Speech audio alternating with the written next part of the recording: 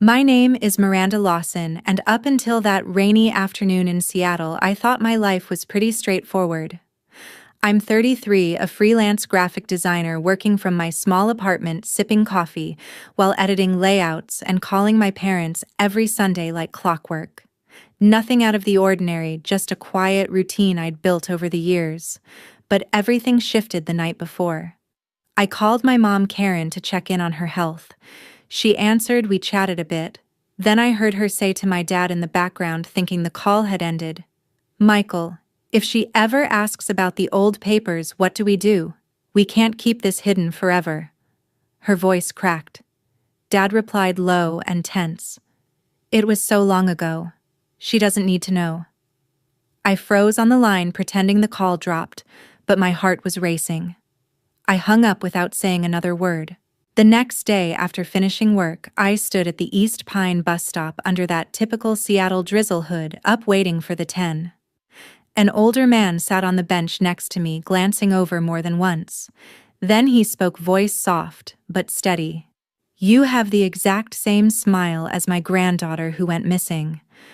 I gave a polite smile back. "Maybe you've seen me around somewhere." He shook his head slowly. "She disappeared 27 years ago from our backyard in Portland. She was 6.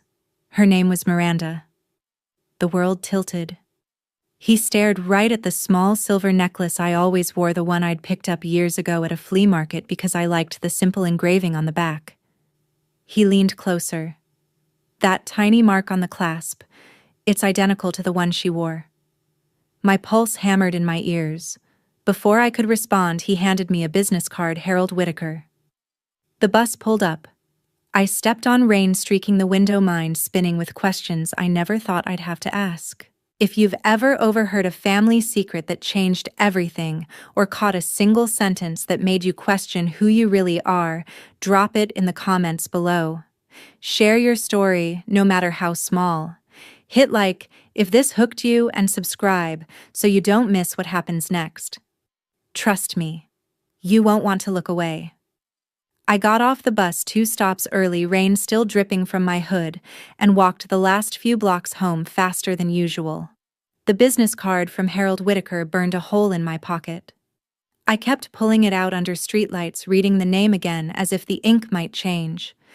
Harold Whitaker. Portland area code on the phone number. No title, no company, just his name and a cell. Simple, ordinary, and completely terrifying. Inside my apartment, I locked the door, dropped my bag, and stood in the dark for a minute before flipping on the lamp. My heart hadn't slowed since the bus pulled away. That necklace comment, he'd noticed the tiny engraving on the clasp before I even realized he was staring at it. I'd bought the thing on impulse at a flea market 3 years ago because the delicate chain felt right in my hand. Now it sat heavy against my collarbone like it belonged to someone else. I sat on the couch and opened my laptop. The family photos folder was buried in a drive labeled Old Stuff. I clicked through slowly. The earliest picture was me at 6, standing in front of a new house in Seattle with a small suitcase beside me. My hair was shorter, cheeks rounder, but the smile was mine, tentative, like I wasn't sure if I was allowed to look happy yet. Behind me, Karen was kneeling, adjusting my coat collar, Michael standing with arms crossed, both of them smiling too wide. The timestamp on the file said September 1999. Nothing before that. No hospital bassinet shot. No first birthday cake with frosting on my nose. No toddler in a high chair. Just me appearing fully formed at 6, suitcase in hand. New life already in progress. I remembered Karen telling me once years ago while we unpacked Christmas ornaments. When we moved up from Portland, so much got lost in the shuffle. Boxes, misplaced old albums, ruined in the rain. We started fresh here. She'd said it casually, stirring cocoa like it was no big deal. I'd nodded and never pushed. Why would I? Kids don't question gaps when the present feels safe.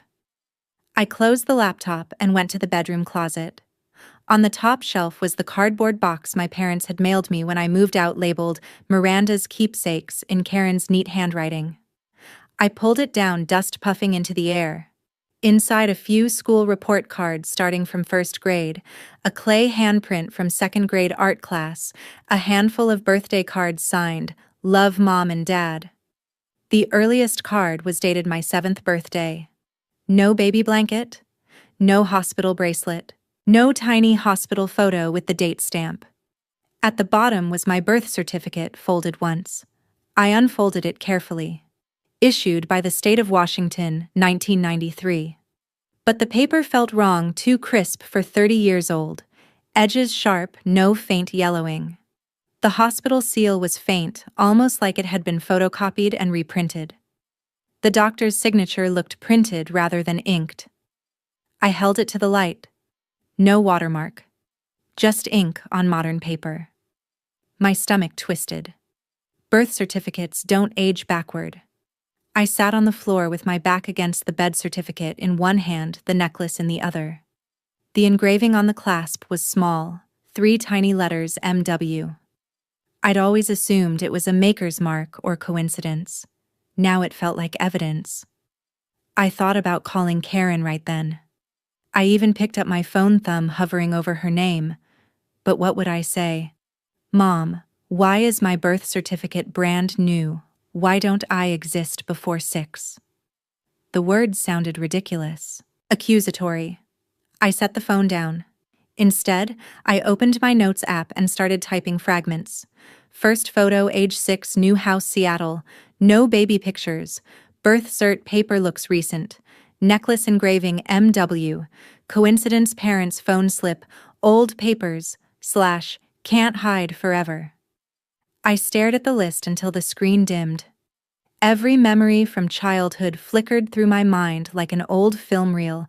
Summer trips to the lake, Christmas mornings with too many gifts, the way Michael taught me to ride a bike in the driveway. They were real. The laughter, the hugs, the scraped knees bandaged with cartoon strips, they happened. But now they felt layered on top of something missing, like a house built over an empty foundation. I didn't cry. Not yet. I just felt hollow, like someone had reached in and pulled out a piece I didn't know was there. I closed the box, slid it back onto the shelf, and turned off the light. Lying in bed, I kept replaying Harold's voice. Her name was Miranda. My name, the same one on every school form, every job application, every birthday card from people who thought they knew me. I didn't sleep much. Every time I closed my eyes, I saw that 6-year-old version of myself standing in front of the Seattle house, suitcase at my feet, smiling like I'd just arrived. And for the first time, I wondered where I'd really come from and why no one had ever told me the story of getting here. I texted Sarah the next morning. Need to talk. Coffee at our spot. She replied almost immediately. On my way. You okay? We met at the little corner cafe 2 blocks from my building, the one with the mismatched chairs and the best oat milk lattes in the neighborhood. Sarah arrived first, already at our usual table by the window, scrolling her phone. She looked up when I walked in, eyebrows raised at my face. You look like you haven't slept in days. Spill. I sat down, wrapped my hands around the warm mug the barista brought without asking, double espresso for me, chai for her, and started from the bus stop. The older man. The smile, comment. The name, Miranda. The necklace clasp he recognized like he'd seen it 1,000 times. Then the business card. Harold Whitaker. Portland. Sarah listened without interrupting, which she rarely does. When I finished, she leaned back, arms crossed. Okay. That's heavy. First, don't Google it blind. That's how you drown in noise. Go deeper. She pulled out her laptop. Seattle Public Library has access to newspaper archives, historic ones from Oregon too, through their digital subscriptions. We can log in remotely or head downtown if needed. And forums like Web Sleuths or Reddit's r/RBI people there dig into old missing persons cases with real records, not just headlines. We decided to start with the library site. I logged into my SPL account while she guided me through the databases. Newspapers. Com via library proxy gave us access to Oregon papers from the late 90s. We typed variations: Miranda Whitaker missing Portland 1998. It took 3 tries refining dates and keywords, but then an article loaded from the Oregonian August 1998. Girl 6 vanishes from backyard in southeast Portland suburb. The headline was stark. Below it, a school photo, a little girl with pigtails, big eyes, front teeth slightly gapped in that 6-year-old way. The smile was unmistakable. Mine. The same upward curve at the corners, the way one dimple showed more than the other. Even the small scar on her forehead, right where mine sat, from what I'd always thought was a bike fall in 3rd grade. The article described the disappearance playing outside on a summer afternoon. Grandfather stepped inside for a phone call, gone in minutes. No witnesses, no ransom, just vanished. The family was quoted Harold Whitaker grandfather vowing to keep searching. "We'll never stop looking for our Miranda." They'd set up a small fund for tips, posted flyers across 3 counties. Police treated it as abduction from the start.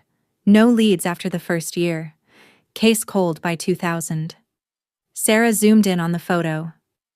"Look at the eyes, the shape. It's you." I stared until my vision blurred. The resemblance wasn't vague, it was mirror-like, aged forward. I felt a pull in my chest, sharp and unfamiliar. Part fear, part recognition. She closed the tab. DNA. That's the only way to know for sure. Those home kits are easy now, 23andMe Ancestry. Mail-in results in weeks. I shook my head. If it's true, everything changes. My parents, my whole life. What if they knew something? Sarah reached across the table, squeezed my hand. Then you deal with it. But you can't live with this question mark forever. Sleep on it. Think. I did. For 3 days I thought. I carried the business card everywhere, pocket during walks, nightstand at bedtime. I avoided calling Karen and Michael. The one time Mom texted, "How's work?" I replied short, "Busy. Talk soon." Guilt twisted, but I couldn't face their voices yet. On the 4th day, sitting at my desk with rain tapping the window, I opened my messages. Typed slowly, "This is Miranda Lawson. I think we need to meet and talk." Sent it to Harold's number. The reply came within minutes. "Thank you for reaching out. I'm available whenever you're ready. Name a place somewhere comfortable for you." I stared at the screen. No pressure, no demands, just patience. I typed back, "There's a park near the East Pine bus stop. Saturday at 11. See you there. Bring the necklace if you want." I set the phone down. My hands were steady now, but inside everything shifted again. Not panic this time. Resolve. Whatever came next, I was going to face it. I arrived at the park 10 minutes early on Saturday. The benches near the East Pine entrance were shaded by tall maples, leaves just starting to turn at the edges. People jogged the paths, dogs chased frisbees. Normal Saturday life. I chose a spot facing the entrance, hands clasped tight in my lap. The folder from the library printout sat beside me like a bomb waiting to go off. Harold appeared right on time, walking slowly from the parking lot with a canvas tote over one shoulder. He was taller than I'd remembered from the bus stop, silver hair neatly combed, wearing a navy windbreaker against the cool air. He spotted me, immediately raised a hand in quiet greeting, and sat on the opposite end of the bench, giving space, not crowding. "Thank you for coming," he said, voice low and even. "I wasn't sure you would." I nodded, throat tight. "I needed to see the pictures." He opened the tote and pulled out a slim manila folder, the kind offices use for reports. No dramatic flourish, just careful fingers sliding out a stack of prints. He handed me the top one first, a color photo of a little girl on a backyard swing, legs, pumping high, laughter frozen mid-breath. Same pigtails from the newspaper shot, same bright eyes.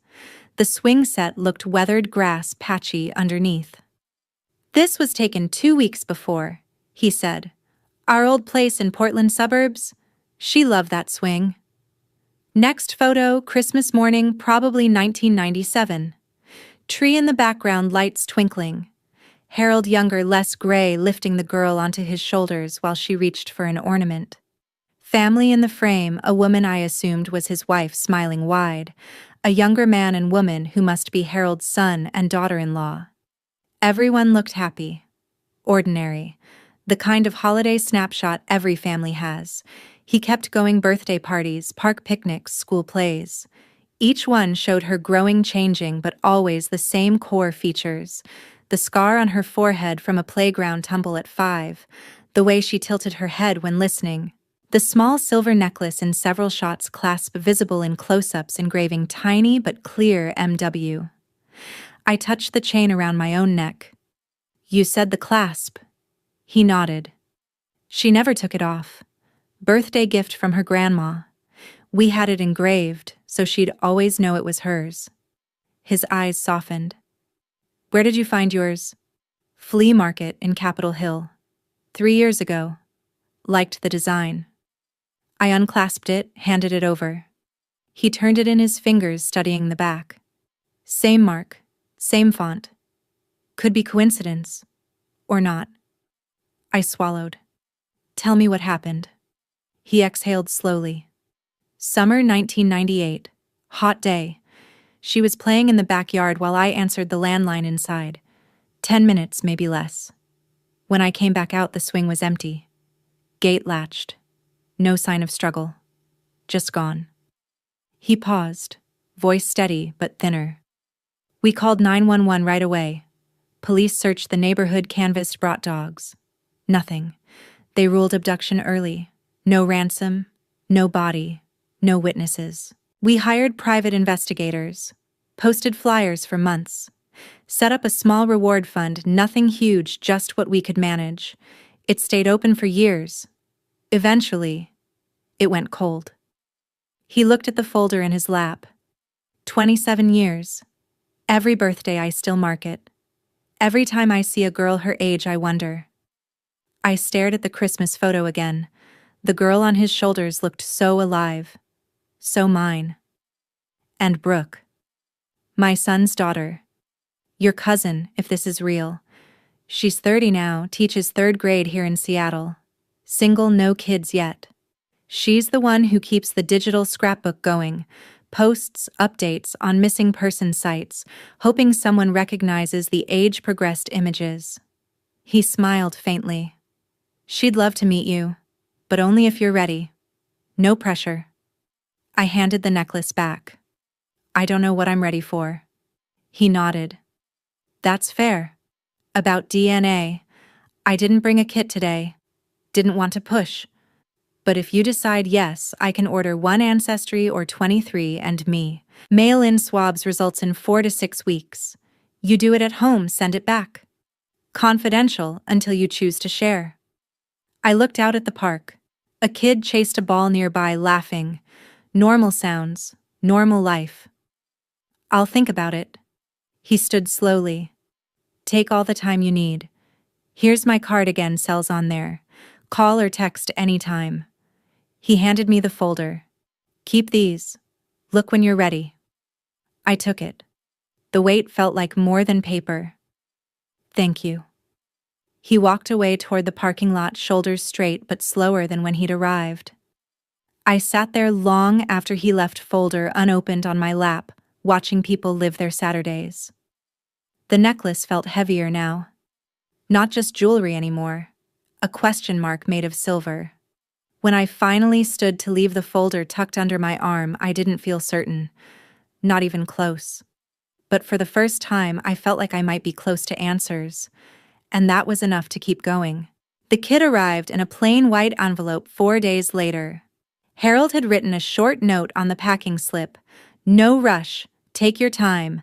Call if you have questions." No pressure, just quiet support.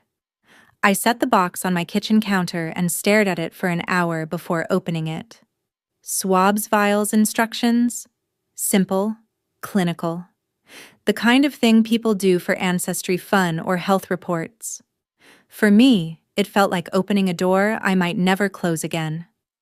I followed the steps in the bathroom mirror, rubbed the inside of my cheek seal, the tube drop it in the prepaid envelope. My hand shook when I licked the seal. I walked to the mailbox downstairs and pushed it through the slot before I could second guess.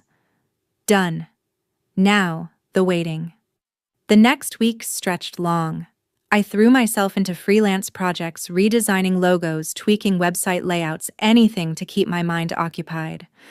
Calls from Karen went to voicemail. Texts from Michael got short replies. Busy week? Love you? I hated the distance but couldn't bridge it yet. Every time the phone rang with their names, my stomach knotted. One evening, clearing space on my desk for a new monitor, I pulled out the old laptop I'd used in high school, the one my parents had given me when I moved out. It still booted slow and dusty. I opened the email client, half expecting nothing. But there it was, an archived folder labeled Important Docs from 2010, when I'd backed up everything before college. Inside, forwarded from Karen's account years earlier, a single PDF attachment, a scanned receipt dated August 1998. $12,000 wire transfer to Portland Children's Placement Services. Memo line, finalization of private adoption, Miranda. No official state seal, no court stamp, just a bank transfer confirmation and a handwritten note scanned at the bottom, all paperwork complete. Child cleared for immediate placement. I sat frozen. $12,000. Cash equivalent back then. Private. No agency logo I recognized from legitimate adoption sites. Portland. The same city where Harold's granddaughter vanished. I searched the name Portland Children's Placement Services. Nothing current. A few old forum posts from early 2000s adoption boards called it a facilitator network code for gray market intermediaries who matched birth parents or claimed to with waiting families, often bypassing state oversight. Some threads mentioned it folded after investigations into fraud. Others whispered worse, children sourced from unknown origins, records faked. My breath came shallow. I opened Reddit next r/adopted r/late discovery adoptee. Threads from people like me found out in their 30s that their papers were forged payments made to shady brokers in the 90s. Stories of Korean adoptees discovering trafficking rings, domestic cases where abandoned babies were actually stolen or coerced. One post stuck. My parents thought it was legit private adoption. Turns out the orphanage was a front. They paid cash, got a kid, never asked questions. Now I don't know who I am. Hundreds of comments, support, rage, grief. I scrolled until my eyes burned. Late discovery adoptees talked about the shockwave identity fracture grief for the life-stolen anger at parents who chose comfort over truth. Many went no contact, others rebuilt slowly. All agreed on one thing. The deception wasn't just a lie, it was foundational. Everything built on it cracked. I closed the laptop. The apartment felt too quiet. I walked to the window, stared at the city lights. My reflection looked back, same face from Harold's photos, same scar, same everything. The truth settled heavy. I wasn't abandoned. I was taken. And my parents had paid someone to make it happen. The email notification came on a Tuesday evening. Subject: Your ancestry DNA results are ready. I clicked the link with numb fingers. The dashboard loaded. Ethnicity estimates: first mostly Northern European, some Scandinavian. Then the close matches.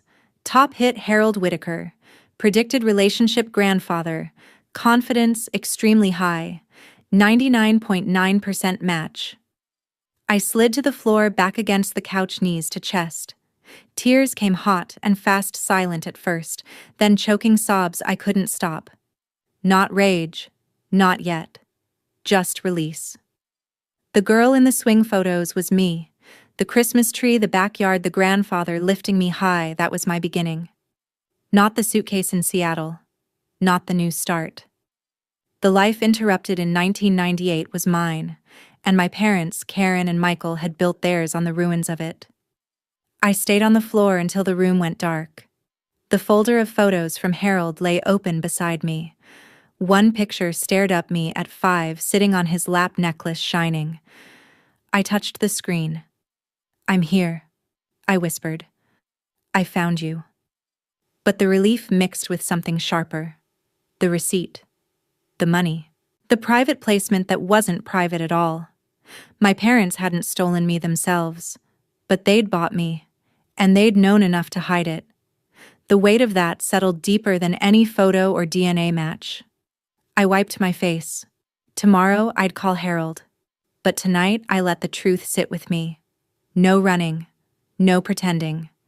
Just me on the floor of my apartment, finally knowing who I was and what had been taken from me. I left the apartment early the next morning, the DNA printout and scanned receipt folded in an envelope on the passenger seat. The drive to their house in the suburbs took just under 40 minutes. Quiet roads past strip malls and evergreen trees, the kind of route I'd made hundreds of times for holidays and Sunday dinners. Today, the familiar turns felt foreign. My hand stayed steady on the wheel, but my chest felt tight, like someone had wrapped a band around my ribs and pulled.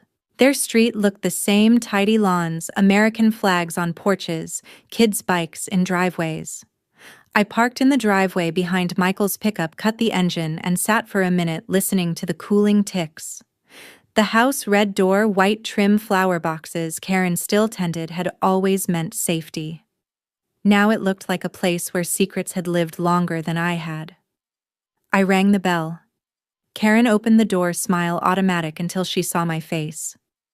"Miranda, honey, what's wrong?" Michael appeared behind her from the kitchen, dish towel over his shoulder. "Everything okay?" I stepped inside without waiting for an invitation. The living room smelled like coffee and the faint lemon cleaner Karen used on Saturdays. I set the envelope on the coffee table. "We need to talk. Sit down." They exchanged a glance, quick, worried, then sat on the couch. I stayed standing. I pulled out the DNA report first, placed it face up. "This came yesterday. 99.9% match to Harold Whitaker. He's my grandfather." Karen's hand went to her mouth. Michael leaned forward, eyes scanning the paper. This can't be right. There must be a mistake with the test." I laid the receipt next to it, the scanned wire transfer, the memo line clear. "Finalization of private adoption, Miranda." "No mistake. This is from your old email account. You paid $12,000 in 1998 to a place called Portland Children's Placement Services. No court papers, no state agency, just a bank transfer and a note saying the child was cleared." Karen's face drained of color.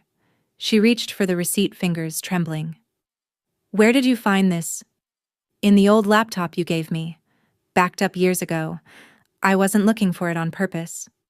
Michael rubbed his jaw, voice low. We were told it was a legitimate private placement. A friend of a friend knew someone who worked with birth mothers. They said the baby had been surrendered. We wanted a child so badly. We paid the fee, signed what they gave us, moved to Washington to start over." Karen's eyes filled. "We drove down to Portland one weekend, met at a coffee shop. They handed you over in a car seat. You were quiet, sleepy. We brought you home and never looked back."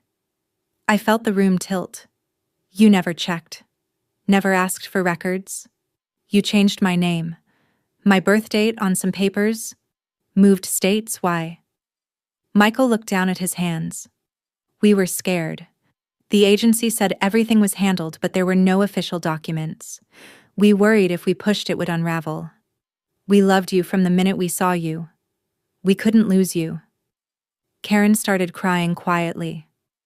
"We thought you were abandoned legally. We gave you everything: school, vacations, a home. We raised you like our own." I picked up the DNA report. "But I wasn't abandoned. I was taken. From a backyard in Portland. Harold Whitaker is my grandfather. He spent 27 years searching. And you bought me from whoever took me. Michael shook his head slowly. We didn't know that, we swear. If we'd known, you knew enough to hide it. My voice stayed level, but inside everything burned. No baby pictures, no hospital stories.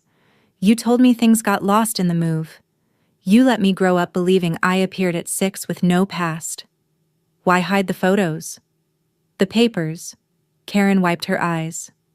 We were terrified an investigation would trace back to the placement. We thought if anyone looked too close, they'd take you away. We changed your middle name, updated the birth certificate through a contact, updated, I cut in. You mean forged?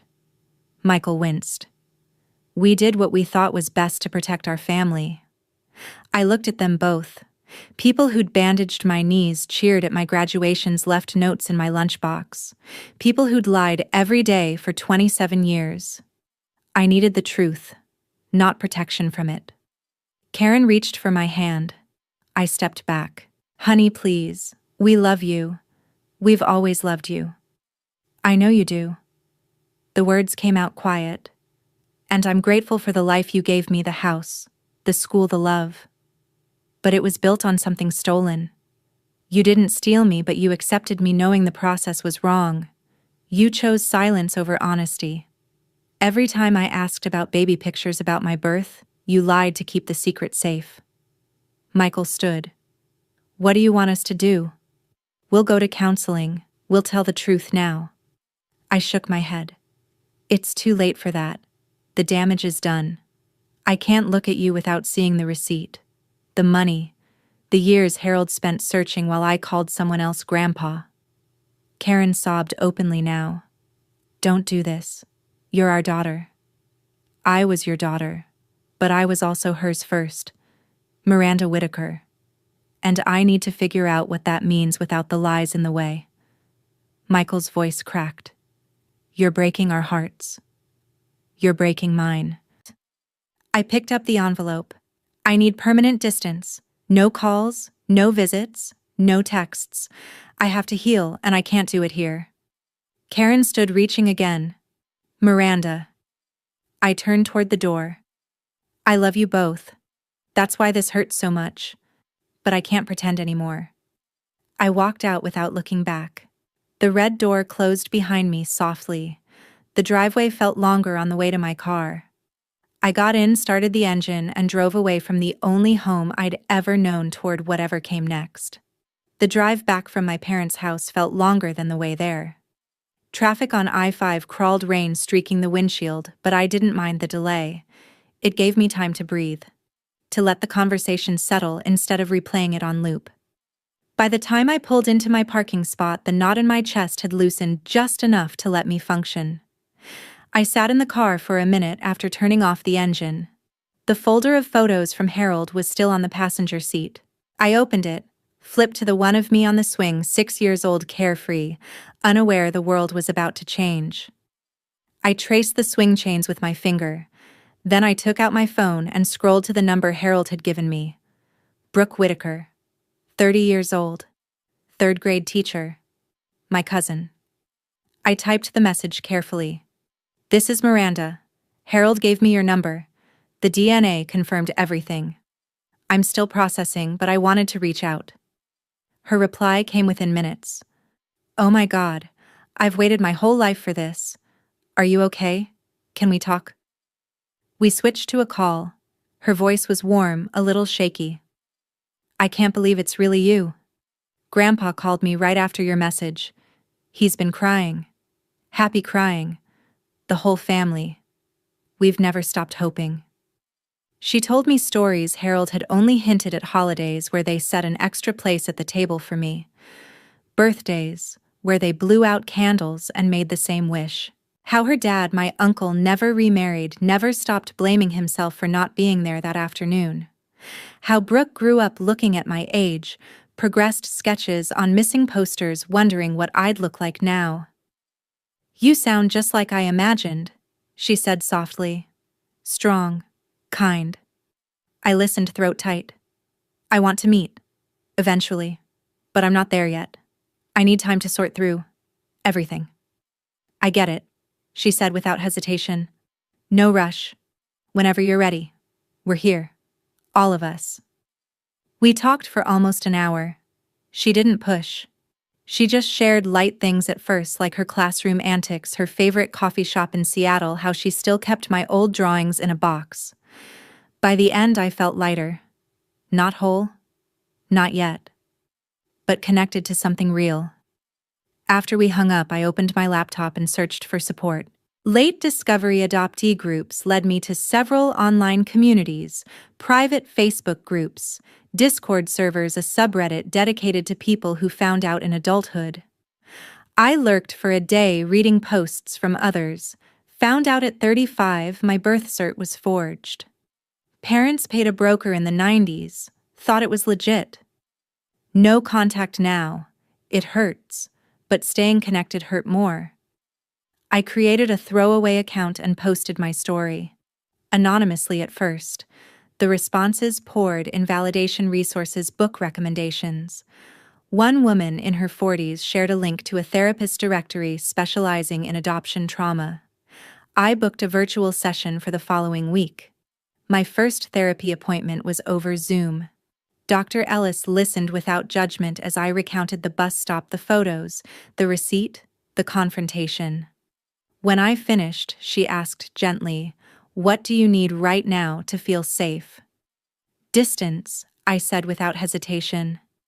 "From my adoptive parents, from the guilt of hurting them, from pretending everything's okay." She nodded. Boundaries are self-protection, not punishment. No contact can be a valid choice when contact triggers trauma responses, flashbacks, anxiety, self-doubt. You've experienced identity disruption. That's real grief. Give yourself permission to heal without carrying their feelings too. We talked about gray rocking if they reached out, blocking numbers if needed, journaling triggers. She recommended books on complex family estrangement exercises for reparenting my inner child. By the end of the hour, I felt seen. Not fixed, but seen. Days turned into weeks. I dove deeper into freelance work, took on bigger projects, met deadlines with a focus I'd lost for months.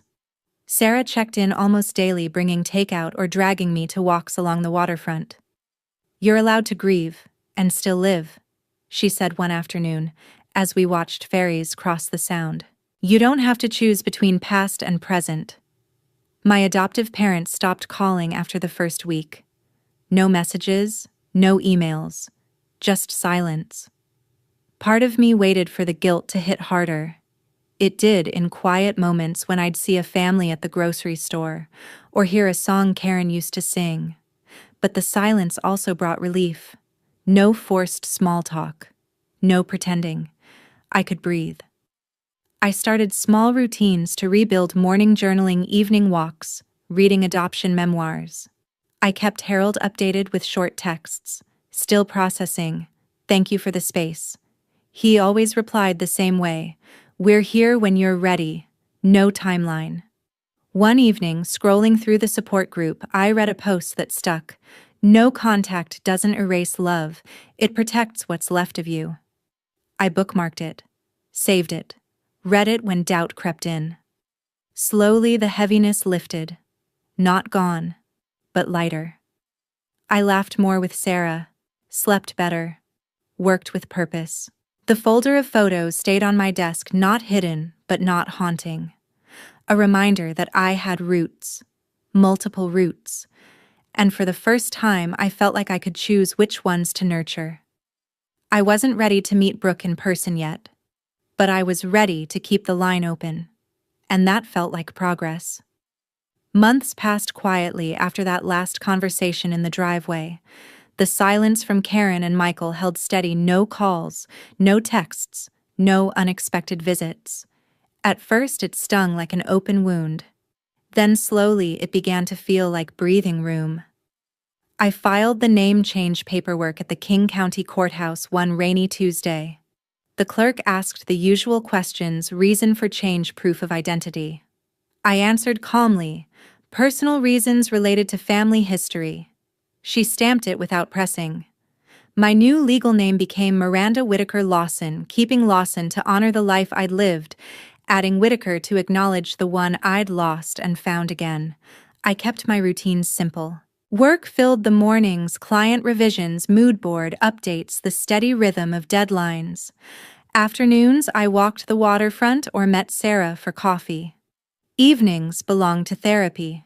Dr. Ellis helped me map the grief layers loss of the childhood story I thought was mine, anger at the deception, guilt for the pain I'd caused by walking away. We worked on reframing. Gratitude for what was given doesn't cancel the right to truth. I started journaling more pages filled with questions, memories, small victories. One entry read, "Today I wore the necklace without it feeling heavy. Progress." The folder of photos from Harold stayed on my nightstand. Some nights I flipped through them before bed. The swing set picture, the Christmas tree, the one of Harold lifting me high. I didn't cry as much anymore. Instead, I felt a quiet wonder that girl had existed. She was loved, she was searched for, and she was me.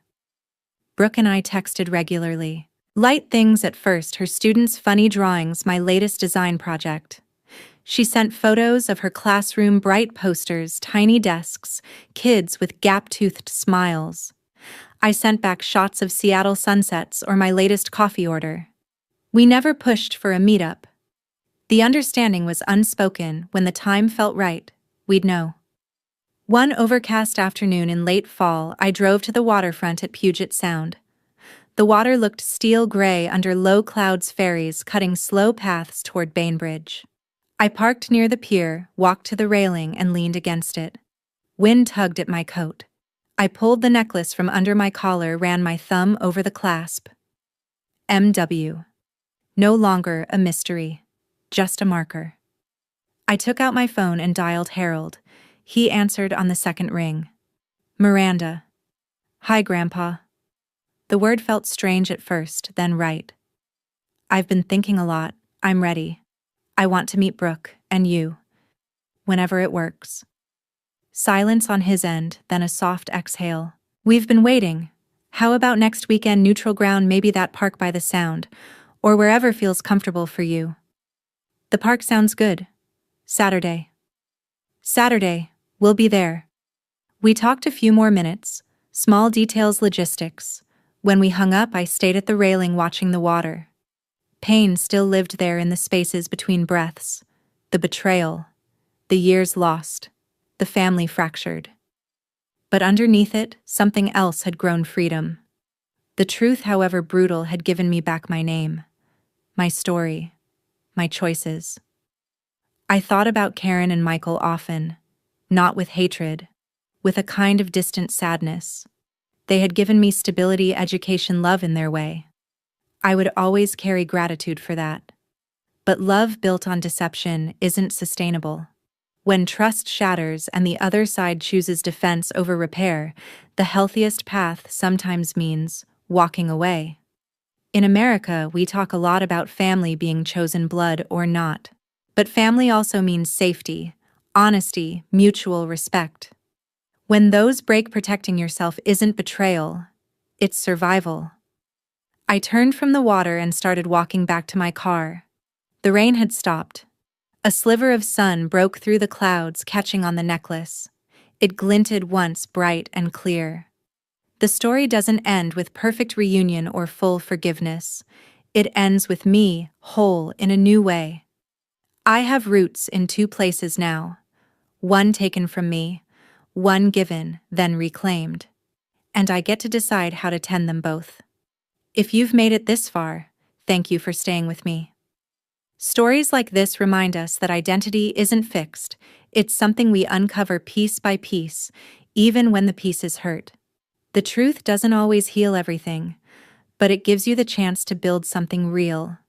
What do you think? Have you ever had to choose between holding onto a family secret or facing the truth?